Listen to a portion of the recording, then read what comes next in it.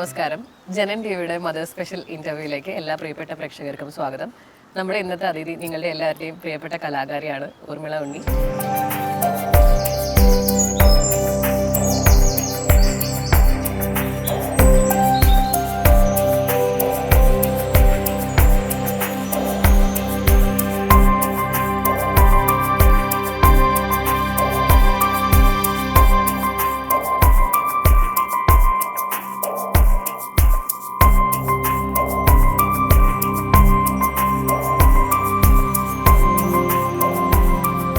നമസ്കാരം. നമസ്തേ. സുഖായിരിക്കുന്നു ചേച്ചി? സുഖായിരിക്കുന്നു. ഇപ്പൊ ഒരു അമ്മ മാത്രല്ല, അമ്മമ്മ കൂടെയാണ്. അപ്പൊ എങ്ങനെ പോകുന്നു ജീവിതം? പുതിയ സ്ഥാനക്കയറ്റം കിട്ടിയില്ലേ? ഭയങ്കര രസമല്ലേ? ഒരാളും കൂടെ വരികയെന്ന് വെച്ചാലേ, കുടുംബത്തിൽ ഒരാളും കൂടെ വരുമ്പോ ഭയങ്കര സന്തോഷം.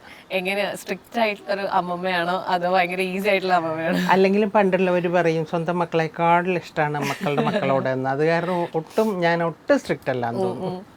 ഉത്തര ചേച്ചീനല്ലേ ഇങ്ങനെ ഒരു കുട്ടിയായിട്ട് കണ്ട്, പിന്നെ ഒരു എന്താ പറയുക അഡൽട്ട് ആയിട്ട് കണ്ടു, അത് കഴിഞ്ഞ് കല്യാണം കഴിയുന്നു, ഇപ്പൊ ഒരു അമ്മയായിട്ട് കാണുമ്പോഴേ എങ്ങനെ തോന്നുന്നു? എനിക്ക് തോന്നണേ ഇല്ല അതിനെ അമ്മയൊന്നും ആയിട്ട്.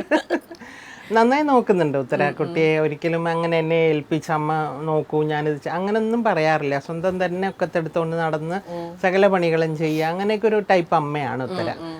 എല്ലാം തന്നെ മാനേജ് ചെയ്യുന്ന ഒരമ്മയാണ്. അതൊക്കെ എനിക്ക് സന്തോഷമാണ് അങ്ങനെയൊക്കെ ചെയ്യുന്ന കാണും. ചേച്ചി പണ്ട് വർക്ക് ചെയ്തോണ്ടിരിക്കുമ്പോ തന്നെ ആയിരുന്നു തോന്നുന്നു എനിക്ക് ഉത്തര ചേച്ചി ഉണ്ടാവണതൊക്കെ. അപ്പൊ ഭയങ്കര ഡിഫിക്കൽട്ട് ആയി ഉണ്ടായിരുന്നില്ല ആ ഒരു സമയം ഓർക്കുകയാണെങ്കിൽ? അന്നൊക്കെ എൻ്റെ അമ്മ, എൻ്റെ ചേച്ചി, അങ്ങനെയൊക്കെ എല്ലാവരും ഉണ്ടായിരുന്നല്ലോ. ചേച്ചി ഇപ്പോഴും ഉണ്ട്. അമ്മയുള്ളപ്പോൾ നമുക്ക് ഏറ്റവും സേഫ് ആയിട്ടുള്ള ഒരു കരമല്ലേ അമ്മയുടെ കയ്യിൽ നമ്മുടെ കുട്ടിയെ കൊടുത്ത് പോവാമല്ലോ. അതുകൊണ്ട് ഞാൻ ആ ബുദ്ധിമുട്ടൊന്നും അറിഞ്ഞിട്ടേ ഇല്ല. ഡാൻസിലേക്കൊക്കെ എങ്ങനെയാ വരണം അന്ന്? ഞാൻ വന്നത്, എൻ്റെ അച്ഛൻ നല്ല കലാകാരനാണ്. അച്ഛന് കഥകളിയും പാട്ടും എല്ലാം നല്ലൊരു വശമുള്ള ആളായിരുന്നു. അപ്പോൾ എനിക്കും അതൊക്കെ തന്നെ പകർന്നു കിട്ടിയതാണ് പാരമ്പര്യമായിട്ട്. അപ്പോൾ എനിക്ക് പഠിക്കണം എന്ന് വലിയ ആഗ്രഹമായിരുന്നു. പക്ഷെ കുട്ടിക്കാലത്ത് നടന്നില്ല. ഞാനും ഇതുപോലെ ഒരു 10ാം ക്ലാസ്സൊക്കെ കഴിഞ്ഞിട്ടാണ് ഡാൻസിലേക്ക് വരുന്നതും. തൃശ്ശൂർ നടനനികേതനത്തിലാണ് പഠിച്ചതൊക്കെ. പിന്നെ തൃശ്ശൂർ ജനാർദ്ദന മാസ്റ്റർ കുറച്ചു കാലം പഠിപ്പിച്ചു തന്നിട്ടുണ്ട്. പിന്നെ എൻ്റെ ആ പൂർത്തിയാവാത്ത സ്വപ്നം എന്ന് പറയില്ലേ, കലാക്ഷേത്ര, അതൊക്കെയായിരുന്നു എൻ്റെ ഒരു ആഗ്രഹം. പക്ഷെ ഞാൻ വന്ന് വീണത് സിനിമയിലാണ്. അതുകൊണ്ട് എൻ്റെ ആ മോഹമൊക്കെ സാധിച്ചത് മകളിൽ കൂടെയാണ്. കാരണം ഉത്തര പഠിച്ചതൊക്കെ ഡോക്ടർ പത്മ സുബ്രഹ്മണ്യത്തിൻ്റെ അടുത്താണ്. പിന്നെ BFA ഭരതനാട്യം ചെയ്തതും MA ഭരതനാട്യം ചെയ്തതും ഒക്കെ ചെന്നൈയിലും തമിഴ് യൂണിവേഴ്സിറ്റിയിൽ നിന്നൊക്കെ തന്നെയാണ്. അതുകൊണ്ട് എൻ്റെ ആഗ്രഹങ്ങളൊക്കെ അതിൽ കൂടെ സാധിച്ചു. ഞാൻ ആദ്യമായിട്ട് ഉത്തര ചേച്ചിയുടെ വീഡിയോ എന്തോ കാണുന്ന ഒരു 10 കൊല്ലം മുന്നേ. അപ്പൊ ഞാൻ വിചാരിച്ചു എന്തൊരു ഭംഗിയായിട്ടാ ചെയ്യണം. ഭയങ്കര പെർഫെക്റ്റ് ആണ് ആളുടെ അടവുകളൊക്കെ. അപ്പൊ ഭയങ്കര ഭംഗിയായിട്ടാ ചെയ്യണേ. അപ്പൊ എപ്പോഴാണ് ചേച്ചി ഇതിലേക്ക് വളരെ സീരിയസ് ആയിട്ട് പോകുന്നു എന്നുള്ളത് ചേച്ചിക്ക് തോന്നിയത്?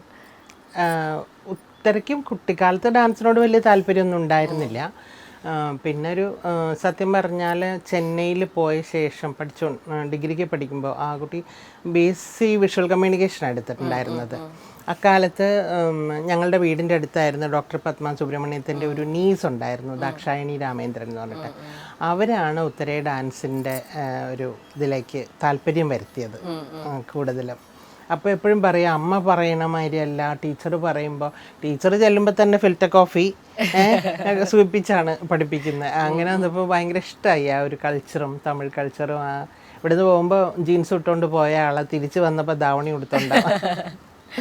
ആളുടെ പറയുകയാണെങ്കിൽ ഇപ്പൊ പ്രഗ്നന്റ് ആവുന്ന സമയത്തുള്ള ഒരു വീഡിയോ ഭയങ്കര വൈറലായിരുന്നു. അത് എനിക്ക് തന്നെ കാണുമ്പോ ഭയങ്കര, നമുക്ക് കണ്ടപ്പോഴേ നമ്മൾ വിചാരിച്ചു ഇങ്ങനെ നിറവയറായിട്ടിരിക്കുകയാണ്, അതിങ്ങനെ റൗണ്ട് ആയിട്ടിരിക്കുന്ന സമയത്ത് ഡാൻസ് ചെയ്തത്. അത് ഡെലിവറിക്ക് തലേദിവസം എടുത്തതാണ്, ഞാൻ തന്നെ എടുത്തെടുത്ത വീഡിയോ. അപ്പൊ പണ്ട് ചേച്ചിയുടെ ഒക്കെ ഒരു പ്രഗ്നൻസി സമയത്തും ഉള്ള കെയർ ഭയങ്കര ഡിഫറെന്റ്. അതൊന്നും നമുക്ക് ആലോചിക്കാൻ പറ്റില്ലല്ലോ ഡാൻസ് കളിക്കുന്നത്. ശരിയാ, ഡാൻസ് പക്ഷെ ഞാൻ പഠിപ്പിച്ചുകൊണ്ടിരുന്നിരുന്നു അവസാനം വരെ. എൻ്റെ 9 മാസം പൂർണ്ണമാവുന്നത് വരെ ഞാൻ എൻ്റെ ക്ലാസ്സുകൾ തൃശ്ശൂർ നടത്തിയിരുന്നു. അല്ലാണ്ട് ഞാൻ അങ്ങനെ അങ്ങ് വിസ്തരിച്ച് കളിക്കാറില്ലായിരുന്നു. എൻ്റെ അമ്മ കണ്ടാ ചീത്ത പറയും. അങ്ങനെ അങ്ങോട്ട് നമ്മൾ ഡാൻസ് ചെയ്യാൻ അന്നൊന്നും സമ്മതിച്ചിരുന്നില്ല. ഇപ്പോൾ പക്ഷേ ഡോക്ടേഴ്സ് അടക്കം പറയുന്നത് ഡെയിലി പ്രാക്ടീസ് ചെയ്യണം, നിർത്തരുത്, അത്രയും ഫ്രീ ആവണം. അപ്പം അതിനനുസരിച്ചുള്ള കളിക്കലേ ഉള്ളൂ. അപ്പോൾ ആ ഡോക്ടർ ഇതിൻ്റെ വീഡിയോ അയച്ചു കൊടുത്തപ്പോൾ ഡോക്ടർ പറഞ്ഞു ഇങ്ങ് പോരും ഹോസ്പിറ്റലിലോട്ട് ആയി എന്ന് പറഞ്ഞു. അങ്ങനെ പെട്ടെന്ന് വിളിച്ചോണ്ട് പോവാ ചെയ്തത്. ഇപ്പൊ ഉത്തര ചേച്ചി ആണെങ്കിലും സിനിമയിലേക്ക് നമ്മൾ അധികം അങ്ങോട്ട് കണ്ടിട്ടില്ല. അപ്പോ എന്താ വരാതിരുന്നത്? അത് എനിക്ക് തോന്നുന്നു ഉള്ളിൻ്റെ ഉള്ളിൽ കുറച്ച് ഡയറക്ഷനോടൊക്കെ തന്നെയായിരുന്നു താല്പര്യം. പഠിച്ചത് വിഷ്വൽ കമ്മ്യൂണിക്കേഷനും പിന്നെ MA കമ്മ്യൂണിക്കേഷനും ചെയ്തിരുന്നു. അപ്പോൾ കൂടുതലും അങ്ങനെ ഒരു താല്പര്യങ്ങൾ, നല്ല സിനിമകൾ കാണുക, അത് മനസ്സിലാക്കുക. പണ്ടേ അങ്ങനെ ഒരു പിന്നെ അച്ഛൻ നല്ല സിനിമാസ്വാദകനാണ്. ഇംഗ്ലീഷ് പടങ്ങൾ മാത്രമേ കാണിച്ചു കൊടുക്കുള്ളായിരുന്നു. അങ്ങനെ പഠിപ്പിച്ച് വളർത്തിയ കുട്ടിയെ. അപ്പോൾ അതിന് കൂടുതലും ഇഷ്ടം നല്ല സിനിമകൾ ചെയ്യണം എന്ന് തോന്നിയത് ഡയറക്ഷനോട് തന്നെയായിരുന്നു താല്പര്യം. പിന്നെ സിനിമ അഭിനയിക്കാൻ ഇഷ്ടമില്ലാത്ത പെൺകുട്ടികളുണ്ടാവില്ലല്ലോ. അപ്പോൾ പിന്നെ ഇപ്പോൾ ഈ അടുത്ത കാലത്തേക്ക് അങ്ങോട്ട് ഡയറക്ഷനിലേക്ക് എന്നെ വീണ്ടും തിരിഞ്ഞു. കുറച്ച് ചെയ്തു. ഇപ്പോൾ എനിക്ക് തോന്നാം 3-4 ഷോർട്ട് ഫിലിംസ് ചെയ്തിട്ടുണ്ട്, ഒരു 3 മ്യൂസിക് വീഡിയോസ് ചെയ്തിട്ടുണ്ട്. അങ്ങനെ കുറച്ചായി. ഇപ്പോൾ ചേച്ചീനെ വെച്ചിട്ടല്ലായിരുന്നു ആദ്യത്തെ പ്രൊജക്ട് ചെയ്തത്? അതെങ്ങനെ ഉണ്ടായിരുന്നു അനുഭവം, മകള് ഡയറക്ട് ചെയ്യുന്നത്? അത് പക്ഷേ അതിന് ശേഷം എല്ലാത്തിലും എനിക്ക് തല കാണിക്കാനൊരു അവസരം തരും കേട്ടോ. ആദ്യത്തെ ആയിരുന്നു നല്ല ഒരു ഷോർട്ട് ഫിലിം. അത് ഉത്തര കോളേജ് പഠിക്കുമ്പോൾ അവർക്ക് ഇതുണ്ടായിരുന്നു, പ്രൊജക്റ്റ് ഉണ്ടായിരുന്നു. അപ്പോൾ ഈ എന്താണ് രണ്ടാം വരവ് എന്നാണ് അതിൻ്റെ പേര്. കോളേജിലത്തെ ഏറ്റവും ബെസ്റ്റ് ഷോർട്ട് ഫിലിം ആയിരുന്നു ആ കൊല്ലത്തെ. പണ്ട് കരിയർ തുടങ്ങുന്ന സമയത്തെ നമ്മൾ ആ സമയത്ത് പണ്ടൊന്നും അത്ര ആളുകൾ ഇതിലേക്ക് വരുന്ന സമയമല്ലല്ലോ. അപ്പൊ അന്നത്തെ ഒരു അനുഭവം എങ്ങനെയായിരുന്നു? എന്റെ കാര്യമാണ്, അയ്യോ ഒന്നും പറയണ്ട. കല്യാണം കഴിഞ്ഞിട്ട് 4-5 കൊല്ലം കഴിഞ്ഞിട്ടാണ് ഞാൻ സിനിമയിലേക്ക് വരുന്നത്. 4-5 കൊല്ലം കഴിഞ്ഞിട്ട്. അപ്പോൾ ബന്ധുക്കളുടെ ഇടയിലൊക്കെ ചിലപ്പോൾ ഒരു മുറിമുറുപ്പ് ഉണ്ടായിട്ടുണ്ടാവാം. നമ്മൾ കേൾക്കാരും പറയില്ലല്ലോ ഒന്നും. പിന്നെ നമ്മുടെ വീട്ടുകാരെ എൻ്റെ ഹസ്ബൻഡും ഫുൾ സപ്പോർട്ട് ചെയ്ത് നിൽക്കുമ്പോൾ എനിക്ക് അതിൻ്റെ ആവശ്യമില്ലല്ലോ, വേറെ ആരുടെയും വാക്ക് കേൾക്കണ്ട. അതുകൊണ്ട് പിന്നെ അച്ഛൻ നല്ല കലാകാരനായിരുന്നു പറഞ്ഞില്ല, അച്ഛന് വലിയ ഇഷ്ടമായിരുന്നു സിനിമയും എല്ലാം ഇഷ്ടമായിരുന്നു. അതുകൊണ്ട് അച്ഛൻ ഫുൾ സപ്പോർട്ട് ചെയ്ത് നിന്നിരുന്നു. പിന്നെ ഉണ്ണിയേട്ടനും കൂടെ തന്നെ ഉണ്ടായിരുന്നു. അതുകൊണ്ട് എനിക്കൊരു ബുദ്ധിമുട്ടും ഉണ്ടായില്ല ആ കാലത്ത്. ഇപ്പോൾ ഉത്തര ചേച്ചി ഇൻസ്റ്റാഗ്രാമിൽ ഷെയർ ചെയ്തൊരു കാര്യമാണ്, മോള് ഇങ്ങനെ ആരാ പാവം, അമ്മ പാവം പറയാന്ന് പറയുമ്പോ പറയുന്നുണ്ടില്ല ഡാഡ പാവം എന്ന് പറയുന്നുണ്ട്. എന്നിട്ട് ചേച്ചി അതിൽ എഴുതിയിട്ടുണ്ട്, കർമ്മയാണ് തോന്നുന്നത്, പണ്ട് അമ്മ എന്തൊക്കെ ചെയ്തു തന്നാലും അച്ഛൻ പറയണതാണ്, അച്ഛനെയാണ് ഇഷ്ടം എന്നാ ഞാൻ പറയാം. അങ്ങനെ തന്നെയായിരുന്നു. അതെ അതെ, ഞാനെപ്പോഴും പറയാം, അത് പണ്ടെന്നല്ല ഈ അടുത്ത കാലത്തും ഒക്കെ എന്ത് കാര്യം ഉണ്ടെങ്കിലും മറ്റേ ഡാൻസിൻ്റെ പരിപാടികൾക്ക് ഇപ്പോൾ അതിൻ്റെ ഡ്രസ്സ്, തുന്നൽ, മേക്കപ്പ്, കൊണ്ടുപോകുന്നത്, യാത്രകൾ, എന്തുമാത്രം യാത്ര ഞങ്ങൾ ചെയ്തിരിക്കണമെന്ന് അറിയോ. ഇന്ത്യ മുഴുവനും, പുറത്തും പോയിട്ടുണ്ട് കേട്ടോ, കുറേ പുറമേയും പ്രോഗ്രാംസ് ഉണ്ടായിട്ടുണ്ട്. പക്ഷേ ഇന്ത്യ മുഴുവനും കാണുക എന്നുള്ളത് എൻ്റെയും കൂടെ ആഗ്രഹം. അപ്പം ഞാൻ എല്ലാ പ്രോഗ്രാമും എടുക്കും, എവിടെ ഉണ്ടെങ്കിലും അതെല്ലാം അപ്ലൈ ചെയ്യുക. ഞാൻ ഉത്തര പോലും അറിയാതെ പലതും അപ്ലൈ ചെയ്ത് ഉത്തര അറിയിച്ചിട്ടുണ്ട്, നമുക്ക് രണ്ടുപേർ കൂടെ പോവാം, ഇന്ന സ്ഥലത്ത് പോവാം. അപ്പോൾ അവിടെ ഉജ്ജയിൻ, അവിടെ പിന്നെ കാഠ്മണ്ഡു, അങ്ങനെയുള്ള സ്ഥലങ്ങളിലൊക്കെ സ്ഥലം കാണാനും പ്രോഗ്രാമും കൂടെ ചേർത്ത് ഇതിനെല്ലാം കൊണ്ട് നടന്നിട്ട് തിരിച്ചു വന്നിട്ട്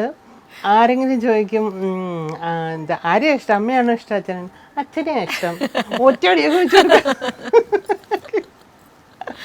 ഉള്ളതിനെല്ലാം കൂടെ നിന്ന് പുറകെ നടന്നിട്ട് അവസാനം ചോദിച്ചാൽ അച്ഛനെ ഇഷ്ടം, അതന്നെ കുട്ടിയുടെ മകളെ മതി. എനിക്ക് വലിയ ഇഷ്ടമായി, സന്തോഷമായി. കുട്ടിയെ പറഞ്ഞു പഠിപ്പിച്ചു, അമ്മ പാവെന്ന് പറയൂ അച്ഛൻ പാവം, ഇഷ്ടമായി. പിന്നെ ഡാൻസ് ക്ലാസിനെ പറ്റി പറയുമ്പോഴേ തുടക്കം തൊട്ടേ ഒരു ടെമ്പിൾ സ്റ്റെപ്സ് എന്നുള്ളത് തന്നെ ആയിരുന്നു പേര്, അത് ഉത്തര ചേച്ചി ഏറ്റെടുത്തതാണോ? അല്ല, ഉത്തരയിട്ട പേരാണ് ടെമ്പിൾ സ്റ്റെപ്സ്. ഉത്തരയുടെ ക്ലാസ് തന്നെയാണ്, ഉത്തര തന്നെയാണ് ടീച്ചറായിട്ട് നിൽക്കുന്നത്. എൻ്റെയൊക്കെ പഴയ രീതി, നമ്മൾ ഡാൻസിലെ ഡിഗ്രി ഒന്നും ഇല്ലേ, നമ്മൾ പാവം എങ്ങനെയൊക്കെ തട്ടി പഠിപ്പിച്ചു എന്ന് മാത്രം. അപ്പോൾ കുറച്ചുകൂടെ ഇങ്ങനെ തിയററ്റിക്കലായിട്ടും കുറച്ചുകൂടെ ഒക്കെ ഗംഭീരമായിട്ടാണ് ഉത്തര പഠിപ്പിക്കുന്നത്. പ്രാക്ടീസ് ഹവേഴ്സ് ഒക്കെ എങ്ങനെയാണ്? ഞങ്ങൾക്ക് നിങ്ങൾ രണ്ടുപേരും കൂടിയുള്ള എന്തെങ്കിലും ഒരു പെർഫോമൻസ് പ്രതീക്ഷിക്കാൻ പറ്റുമോ? ഞങ്ങൾ രണ്ടുപേരും കൂടെ ചെയ്തതൊന്നും ഇല്ലെന്ന് തോന്നുന്നു, വീഡിയോസ് ഒന്നുമില്ല. ഫോട്ടോസ് ഉണ്ടാവുമായിരിക്കും, അത്രയേ ഉള്ളൂ. ഫോട്ടോസ് ഉണ്ട് കുറച്ച്. ഉത്തര തന്നെയാണ് ക്ലാസ് നടത്തുന്നതും അതിൻ്റെ എക്സാംസ് എടുക്കുന്നതും എല്ലാം. ഞാൻ പിന്നെ ഇടയ്ക്കൊന്ന് പോയിരുന്നു, വല്ല അഭിനയം പഠിപ്പിക്കാനോ ഒക്കെ പോയിരുന്നൊന്ന് കുറച്ച് ക്ലാസ് എടുക്കും, അത്രയേ ഉള്ളൂ.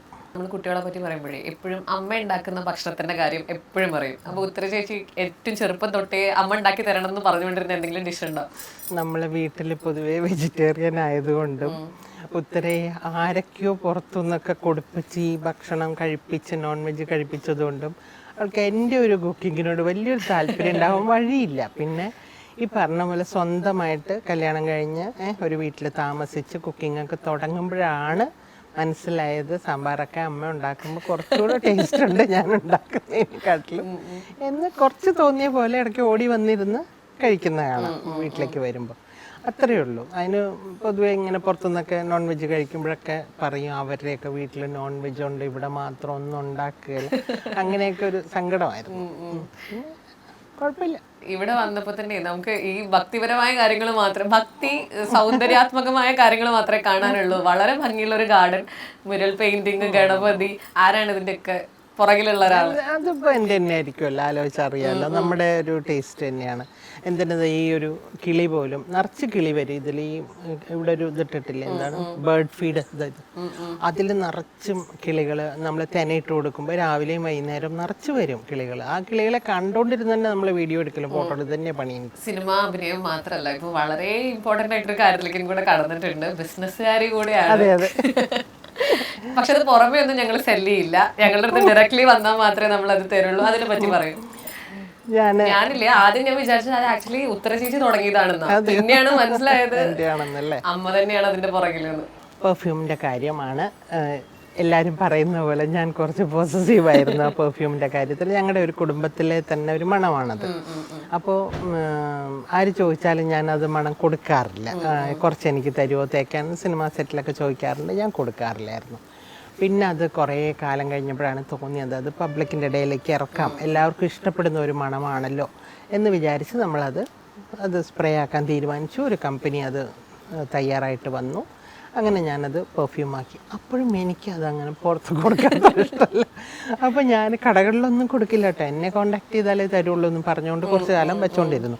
പിന്നെ അത് ഓൺലൈനിൽ അങ്ങോട്ട് നല്ല സെയിലായിട്ട് നന്നായി പോകുന്നുണ്ട്. എന്തായാലും ചേച്ചി പറഞ്ഞല്ലോ കല്യാണം കഴിഞ്ഞിട്ടാണ് തുടങ്ങണം എന്നുള്ളത്. പക്ഷെ ഊർമിള ചേച്ചി അല്ലെങ്കിൽ ഞങ്ങളുടെ ഒരു സമയമൊക്കെ എത്തിയപ്പോൾ അങ്ങനെയല്ല, ഞങ്ങളൊക്കെ കരിയറിലേക്ക് വളരെ നേരത്തെ വന്നിട്ട് പിന്നീടാണ് കല്യാണത്തിലേക്കൊക്കെ വരുന്നത്. അപ്പൊ ഊർമിള ചേച്ചി ഉത്തര ചേച്ചി തന്നെ പറഞ്ഞിട്ടുണ്ടായിരുന്നു, ഞാൻ ഭയങ്കര റിലക്റ്റന്റ് ആയിരുന്നു മാരേജിനെ പറ്റിയൊക്കെ ആലോചിക്കുമ്പോ. അപ്പൊ ആ സമയത്ത് ഒരു ടെൻഷൻ ഉണ്ടായിരുന്നു, ഇനി എങ്ങനെ കല്യാണം കഴിക്കാണ്ടിരിക്കുമോ എന്നൊക്കെ ഉള്ള? ഇല്ല, എനിക്ക് ഒരിക്കലും ഉണ്ടായിരുന്നില്ല. കാരണം ഉത്തര എല്ലാം കൊണ്ടും ഒരു സ്ത്രീയാണ്. എനിക്ക് വലിയ ആഗ്രഹമായിരുന്നു കുട്ടിക്ക് മനസ്സിലൊരു പുരുഷൻ ഉണ്ടാവണം, സ്നേഹിക്കണം, അല്ലേ? അതിൻ്റെയൊക്കെ ആ കാലങ്ങളിൽ അതാത് അനുഭവിച്ചു പോകണമെന്നേ, എന്നാലേ അതിനെ മനസ്സിലാക്കാൻ പറ്റുള്ളൂ നമുക്ക്. ഞാൻ പറഞ്ഞു 25 വയസ്സ് വരെ സർവ്വ സ്വാതന്ത്ര്യം തരാം, 25 വയസ്സ് കഴിഞ്ഞാൽ ഞാൻ ആലോചിക്കും കല്യാണം, അല്ല അതിന് മുമ്പ് സ്വന്തം ഒരാളെ കണ്ടുപിടിച്ചോളൂ എന്ന് പറഞ്ഞു. അപ്പോൾ പറയും എന്നെക്കാട്ടി കൂടുതൽ എന്നെ അറിയണത് അമ്മയ്ക്കാണ്, അതുകൊണ്ട് അമ്മ കണ്ടുപിടിച്ചോളൂ. അപ്പോൾ 25 കഴിഞ്ഞപ്പോൾ ഞാൻ മാട്രിമോണി കൊടുത്തു. ദൈവം സഹായിച്ച പോലെ ഒരു രാജകുമാരൻ മുമ്പിലെത്തി. ഈ ഉത്തരയ്ക്ക് എല്ലാ സപ്പോർട്ടും ചെയ്യുന്നതാണ് നിതേഷിന് സിനിമ വലിയ ഇഷ്ടമാണ്, ഡാൻസ് വലിയ ഇഷ്ടമാണ്, എല്ലാത്തിനും സപ്പോർട്ട് ചെയ്ത് ഉത്തരയുടെ കൂടെ നിൽക്കുന്ന ഒരാൾ അവരുടെ കുട്ടി. അതുകൊണ്ട് എൻ്റെ ലോകം വളരെ മനോഹരമാണ്. ഒരു പെൺകുട്ടീനെയും കൂടെ കിട്ടിയപ്പോൾ എന്ത് തോന്നി? ആൺകുട്ടീനെയാണോ പ്രതീക്ഷിച്ചത്? കാരണം ഓൾറെഡി ഒരു കുട്ടിയായല്ലോ. നമ്മൾ മനസ്സിൽ വിചാരിച്ചത് ആൺകുട്ടി ആയിരിക്കും എന്നൊക്കെ, പക്ഷെ പെൺകുട്ടി എന്ന് കേട്ടപ്പോൾ ഞങ്ങളെല്ലാവരും തുള്ളിച്ചാടി. ഞങ്ങളുടെ വീട്ടിലെല്ലാവർക്കും പെൺകുട്ടികളെ വലിയ ഇഷ്ടം. ഉത്തരയും പെൺകുട്ടി ആയപ്പോൾ തന്നെ ഭയങ്കര സന്തോഷമായിരുന്നു. വളരെ വൈകിയാണ് കേട്ടോ ഉത്തര എനിക്ക് ഉണ്ടായത്, 10 കൊല്ലം കഴിഞ്ഞിട്ടൊക്കെയാണ്. അപ്പോൾ വലിയ സങ്കടമായിരുന്നു എനിക്കന്ന്. അപ്പം ഞാൻ എഴുതിയൊരു കവിതയുണ്ട്, എന്നുവെച്ചാൽ അമ്മയ്ക്കും അച്ഛനും ഒക്കെ വിഷമമാണ് എന്ന് പറഞ്ഞപ്പോൾ അതിൻ്റെ തുടക്കമല്ല, ഇത് അവസാന ഭാഗമാണ്. പൊന്നിൻ കുടമണി പൊന്നരഞ്ഞാണവും മിന്നി മുത്തച്ഛൻ നെടുവീർപ്പടക്കവേ, കുഞ്ഞുടുപ്പോരോന്നു തുന്നുന്നു മുത്തശ്ശി പിന്നിപ്പൊടിയുന്നുടുപ്പും കിനാക്കൾ. ആലില കൃഷ്ണനെ അർച്ചന ചെയ്തുകൊണ്ട് 1000 സന്ധ്യകൾ പിന്നിട്ടു പിന്നെയും കണ്ടില്ല കുഞ്ഞിക്കരങ്ങളും കാൽകളും, കണ്ട കിനാക്കളോ കാറ്റിൽ പറന്നുപോയി എന്നാണ് കവിതയുടെ അവസാനം വരുന്നത്. ഒരുപാട് പേര് അന്ന് മാസികയിൽ പ്രസിദ്ധീകരിച്ച് വന്ന കവിതയാണ്. ഒരുപാട് പേര് അതിനെക്കുറിച്ച് സങ്കടം വരുന്നു കേട്ടപ്പോൾ എന്ന് പറഞ്ഞിരുന്നു. അതിനുശേഷം അങ്ങനെ കാത്തിരുന്ന് 10 വർഷം കഴിഞ്ഞിട്ട് ഉത്തര ഉണ്ടാവുന്നത്, അതൊരു പെൺകുട്ടിയാവുന്നു. അപ്പോൾ ഈ കുഞ്ഞുടുപ്പും പൊന്നിൻ കുടമണിയും ഒക്കെ അങ്ങോട്ട് ഇടിപ്പിച്ചപ്പോൾ എന്തൊരു സന്തോഷമായിരുന്നു എന്നറിയാം. അതേപോലെ ഉത്തരയ്ക്ക് വാവ ഉണ്ടായ ഉടനെ പെൺകുട്ടിയാണെന്ന് അറിഞ്ഞു. ഇതെല്ലാം ഞാൻ സൂക്ഷിച്ചു വെച്ചിരുന്നു എന്നുള്ളതാണ്. ഈ പൊന്നിൻകുടമണിയും അറിഞ്ഞാണൊക്കെ ഉത്തരയുടെ തന്നെയാണ് ആ കുട്ടിയെ ഇടിപ്പിച്ചത്. ഇത്രയും വർഷം കഴിഞ്ഞിട്ട് ഞാൻ ആ സ്വർണം പോലും മാറ്റാതെ എടുത്തു വെച്ചിരുന്നു. ഡാൻസും അഭിനയവും മാത്രമല്ല തോന്നുന്നു, അമ്മയുടെ അടുത്ത് എഴുത്തും കിട്ടിയിട്ടുണ്ടെന്ന് തോന്നുന്നു. ചേച്ചി പ്രഗ്നൻസി മെമ്മോയർ എന്ന് പറഞ്ഞിട്ട് ഒരു ബുക്ക് എഴുതിയിട്ടുണ്ടായിരുന്നു. അതെ അതെ. അത് വായിച്ചപ്പോൾ എന്ത് തോന്നി? എനിക്ക് വലിയ സന്തോഷമാണ്. കാരണം ഉത്തരയ്ക്ക് അക്ഷരങ്ങളോടുള്ള ഒരു ഇഷ്ടം എനിക്ക് തോന്നുന്നു ഉണ്ണിയേട്ടനാണ് കൂടുതൽ ഉത്തര പുസ്തകങ്ങൾ വായനയിലേക്കുള്ള ശ്രദ്ധ തിരിപ്പിച്ചതെന്ന് തോന്നുന്നു. ഉത്തര കൂടുതൽ ഇംഗ്ലീഷിലാണ് വായിക്കുന്നതും എഴുതുന്നതും, ഞാൻ മലയാളത്തിലാണ് എഴുതുന്നതും വായിക്കുന്നത്, അത്ര വ്യത്യാസമുള്ളൂ. പക്ഷെ ഉത്തരം എന്തെഴുതിയാലും എന്നെ വായിച്ച് കേൾപ്പിച്ചു തരും. അതുപോലെ ഞാൻ എഴുതുന്ന ഓരോ അനുഭവക്കുറിപ്പുകളും വായിക്കുമ്പോൾ ഉത്തരയുടെ കണ്ണ് നിറയും. ഞാനിങ്ങനെ പുസ്തകത്തിലേക്ക് ഒരു ബുക്ക് ആദ്യം ഇറക്കിയിട്ടുണ്ട്, ഒരു ചുമിഴ് മനസ്സെന്ന് പറഞ്ഞിട്ട്. ഇപ്പോൾ 7ാമത്തെ പുസ്തകമായി എൻ്റെ. ഇപ്പോൾ അനുഭവക്കുറിപ്പുകൾ ഒന്നുകൂടെ എഴുതിക്കൊണ്ടിരിക്കുകയാണ്. അപ്പോൾ ഓരോന്ന് എഴുതി കഴിഞ്ഞാൽ ഞാൻ ഉത്തരയെ വായിച്ച് കേൾപ്പിച്ചു കൊടുക്കും. ഉത്തരയ്ക്ക് ഇഷ്ടമാണ്. അതിൻ്റെ ഇടയിൽ കൂടെയാണ് ഉത്തര ഈ പ്രഗ്നൻസിയെക്കുറിച്ചൊരു പുസ്തകം എഴുതാൻ പ്ലാൻ ചെയ്തത്. ആ കാലത്ത് തന്നെയാണ് എഴുതിയത്. ആ കാലം 10 മാസം കൊണ്ട് തന്നെയാണ് ആ പുസ്തകം ഉണ്ടായത്. വളരെ മനോഹരമായ ഒരു പുസ്തകമാണ് കേട്ടോ. എനിക്ക് സന്തോഷമായിരുന്നു അങ്ങനെ എഴുത്ത് വന്നല്ലോ. ഇപ്പൊ നമ്മൾ പൊതുവെ പറയില്ല, നേരത്തെ പറഞ്ഞ പോലെ അമ്മയായാൽ മാത്രമേ നമ്മൾ ശരിക്കും അമ്മയുടെ കാര്യങ്ങൾ റിയലൈസ് ചെയ്യുന്നുള്ളത്. അപ്പോൾ ചേച്ചിയുടെ അമ്മ തന്ന എന്തെങ്കിലും ഒരു ലെസൺ ഉത്തര ചേച്ചിയിലേക്ക് ഇൻബിൽറ്റ് ചെയ്യണമെന്ന് നമ്മൾ ചെയ്യല്ലോ, ബോധപൂർവ്വം നമ്മൾ ചില കാര്യങ്ങൾ ചെയ്യല്ലോ. അങ്ങനെ എന്തായിരുന്നു ഉണ്ടായിരുന്നത്? അമ്മയാണ് എന്നോട് നോ പറയേണ്ട അടുത്ത് നോ പറയണമെന്ന് പഠിപ്പിച്ച ആള്. ഞാൻ തന്നെ ഉത്തരയോട് ഇത് പറഞ്ഞു കൊടുത്തിട്ടുണ്ട്, നോ പറയേണ്ട അടുത്ത് നോ പറയണമെന്ന്. പിന്നെ ഞാനെപ്പോഴും പറയും, കരയാൻ ഏറ്റവും സേഫായിട്ടുള്ള ഒരു മടിത്തട്ട് എന്ന് പറയുന്നത് അമ്മയുടെ തന്നെയാണ്. നമുക്കൊരു വിഷമം വരുമ്പോൾ ഒരിക്കലും അത് അച്ഛനോട് പോയി പറയാൻ എനിക്ക് തോന്നിയിട്ടില്ല. പലരും പറയും പെൺകുട്ടികൾക്ക് അച്ഛനോട് അടുപ്പെന്നൊക്കെ, പക്ഷെ എനിക്കറിയില്ല. എൻ്റെ അച്ഛൻ എൻ്റെ അടുത്ത് വളരെ അടുപ്പായിരുന്നു. എന്നാലും നമുക്കെല്ലാം പറയാനൊരു അമ്മയായിരുന്നു ഏറ്റവും അടുപ്പം, സംസാരിക്കാനൊക്കെ എല്ലാം ഒരു ഇത്. അപ്പോൾ ആ ഒരു സേഫ്റ്റി അമ്മയിൽ നിന്ന് എനിക്ക് കിട്ടിയ പോലെ തന്നെ ഉത്തരയ്ക്കും എൻ്റെ അടുത്ത് നിന്ന് കിട്ടിയിട്ടുണ്ടെന്നാണ് ഞാൻ വിശ്വസിക്കുന്നത്. ഉത്തര എന്തുണ്ടെങ്കിലും പലതും എന്നോട് വന്ന് പറഞ്ഞിട്ട്, അമ്മേ ഫ്രണ്ട്സിനോട് പറയരുത് കേട്ടോ, കോളേജിൽ നിന്ന് ക്ലാസ് കട്ട് ചെയ്തിട്ട് സിനിമയ്ക്ക് പോയിട്ട് പറയും ഫ്രണ്ട്സിനോട് പറയരുത് കേട്ടോ, എന്നെ ആദ്യം വിളിച്ച് പറയും, ടീച്ചറിനോട് പറയരുത് കേട്ടോ. അപ്പോൾ അത്രത്തോളം ആ കുട്ടി എന്നെ വിശ്വസിക്കുന്നു എന്നല്ലേ. അമ്മയോടുള്ള ഒരു വിശ്വാസം അത് ഭയങ്കരമാണ്. ഇപ്പോ ചേച്ചി കല്യാണം കഴിച്ചത്, ഉത്തര ചേച്ചി കല്യാണം കഴിച്ചത് മംഗലാപുരത്ത് നിന്നാണ്, വേറൊരു ഡിസ്ട്രിക്റ്റ് ആണ്, ഐ മീൻ വേറൊരു സ്റ്റേറ്റ് ആണ്. അപ്പൊ എന്താ തോന്നിയത് ഫസ്റ്റ് ഇങ്ങനെ ഒരു പ്രപ്പോസൽ? നമുക്ക് ആ കൾച്ചർ ഡിഫറൻസ് അത്യാവശ്യമായിട്ട് ഉണ്ടാവും. കൾച്ചറിന്റെ നല്ല, പുള്ളി മലയാളി തന്നെയാണല്ലോ, അതൊന്നും പ്രശ്നമില്ല. ഏറ്റവും വലിയ പ്രശ്നം ഉണ്ടായത് മാട്രിമണി വഴിക്ക് വന്ന കല്യാണമായ കാരണം ഞങ്ങൾക്ക് അവരുടെ ആരെയും അറിയില്ല. അപ്പൊ എൻ്റെ ഹസ്ബൻഡിന് ഭയങ്കര ടെൻഷനായിരുന്നു. ഈശ്വര, ഒരു പരിചയമില്ലാത്ത ഒരു കുടുംബത്തിലേക്ക് ഒരു കല്യാണം കഴിപ്പിച്ചു കൊടുക്കുക എങ്ങനെയാണ് എന്നിട്ട് ഞങ്ങൾ ഒരുപാട് ടെൻഷനായിരുന്നു ആ കാലത്ത്. പിന്നെ പുള്ളിയെ അടുത്തറിയുന്തോറും നമുക്ക് ഇഷ്ടമായിട്ട് വരികയാണ്. അങ്ങനെയാണ് അവരുടെ കുടുംബക്കാരും ഒക്കെ ആയിട്ട് പരിചയമാവുന്നതും. പിന്നെ കൊറോണ വന്നതുകൊണ്ട് ഒരു കൊല്ലത്തോളം നീണ്ടു കല്യാണം. ഇതൊക്കെ കുറച്ച് പരിചയമായി എല്ലാവരുമായിട്ട്. അങ്ങനെ ഒരു ഗുണം ഉണ്ടായി. ഇപ്പൊ നമ്മൾ ഈ ഡെലിവറി ഒക്കെ കഴിഞ്ഞ് കിടക്കുന്ന സമയത്ത് ഫാമിലിയുടെ സപ്പോർട്ട് ഭയങ്കര ഇമ്പോർട്ടന്റ് ആണല്ലോ. അപ്പൊ അതൊക്കെ എപ്പോഴും കിട്ടിയിട്ടുണ്ട്. പക്ഷെ നമ്മുടെ സമൂഹത്തിൽ ഒരുപാട് സിംഗിൾ മദേഴ്സ് അത് വെച്ച് സ്ട്രഗിൾ ചെയ്യുന്നവരൊക്കെ ഉണ്ട്. അപ്പൊ ആസ് എൻ അമ്മ അല്ലെങ്കിൽ അമ്മമ്മ ഒരു ധൈര്യം കൊടുക്കാൻ എന്തെങ്കിലും വാക്കുകൾ പറയാൻ പറഞ്ഞാൽ എന്തായിരിക്കും? അഴിക്കാൻ കഴിയുന്നത് മുറിക്കരുത് എന്നൊരു ചൊല്ലുണ്ട് മലയാളത്തിൽ. പറ്റുമെങ്കിൽ അഡ്ജസ്റ്റ് ചെയ്ത് പോകണം എന്നാണ് ഞാനെപ്പോഴും പറയാം. ഇപ്പോഴത്തെ കുട്ടികളൊക്കെ ഒന്ന് പറഞ്ഞതിന് 2ാമത്തേന് കട്ട് ചെയ്ത് വീട്ടിൽ വന്ന് നിൽക്കും. ഞാൻ ഉത്തരോട് ആദ്യമേ പറഞ്ഞിരിക്കുന്നത്, അങ്ങനെ വല്ലതും ഉണ്ടായാൽ ഞാൻ ഇങ്ങോട്ട് വരണ്ട കേട്ടോ. സ്വന്തം കാലിൽ നിൽക്കാനുള്ള വരുമാനം ഉണ്ടാക്കുന്ന ഒരു ജോലി കയ്യിലുണ്ടായിരിക്കണം. അത് മാത്രമേ ഞാൻ പറഞ്ഞു കൊടുത്തു. എപ്പോഴും ഈ ബന്ധങ്ങളെന്ന് പറയുന്നത്, നമ്മുടെ അച്ഛനും അമ്മയൊക്കെ വഴക്കുണ്ടാക്കുന്നതൊക്കെ നമ്മൾ കണ്ടിട്ടുണ്ട് കുട്ടിക്കാലത്ത് അല്ലേ. വല്യമ്മയും വലിയച്ഛനും വഴക്കുണ്ടാക്കുന്നത് എത്രയൊക്കെ നമ്മൾ നമ്മുടെ വീടുകളിൽ കാണുന്നു. അന്നൊക്കെ കൂട്ടുകുടുംബങ്ങളും ഒക്കെ ആയിരുന്നു, എല്ലാവരും പ്രശ്നങ്ങളൊക്കെ ഉണ്ടായിരുന്നു. അതുമാത്രം അഡ്ജസ്റ്റ് ചെയ്ത് പോയി അവരൊക്കെ. ഉത്തര ചേച്ചി ഒരു കുട്ടിയാണല്ലോ അല്ലേ? അപ്പോ എന്തെങ്കിലും ഇങ്ങനെ പറഞ്ഞിട്ടുണ്ട്? ഇപ്പൊ എനിക്ക് ഏട്ടനാണ്, ഞാൻ 9 വർഷം കഴിഞ്ഞിട്ടാ പിന്നീട് ഉണ്ടാവണേ. അപ്പൊ ഏട്ടനായിരുന്നു നിർബന്ധം, ഏതെങ്കിലും ഒരു കുട്ടി വേണം എന്നുള്ളത്. ഭയങ്കര ഒറ്റയ്ക്കായുള്ള ഒരു ഏജില്. അപ്പൊ ഉത്തര ചേച്ചിക്ക് അങ്ങനത്തെ പ്രശ്നം ഉണ്ടായിരുന്നോ, അതോ ആളോ ഒക്കെ ആയിരുന്നു? അല്ല, ഉത്തര എന്നും പറഞ്ഞിരുന്നു, ഒരു സഹോദരനോ സഹോദരിയോ എനിക്കില്ലാത്തതിൻ്റെ ബുദ്ധിമുട്ട് ഞാൻ അറിയുന്നുണ്ട് എന്ന് ഇടയ്ക്കെങ്കിലും പറയും.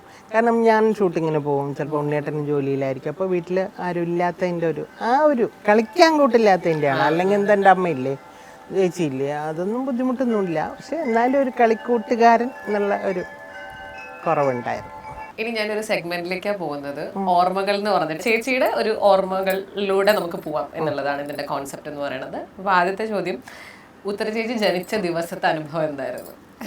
അയ്യോ, ശരിക്കും ജീവനുള്ള ഒരു പാവക്കുട്ടിയെ കയ്യിൽ കിട്ടിയ പോലെയായിരുന്നു.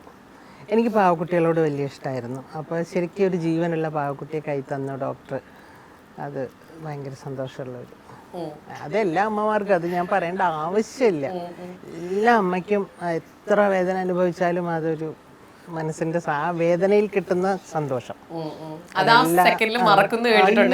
മറന്നു പോവും. അത് ഒരു സ്ത്രീക്കും അത് ആ സന്തോഷം മറക്കാൻ പറ്റില്ല.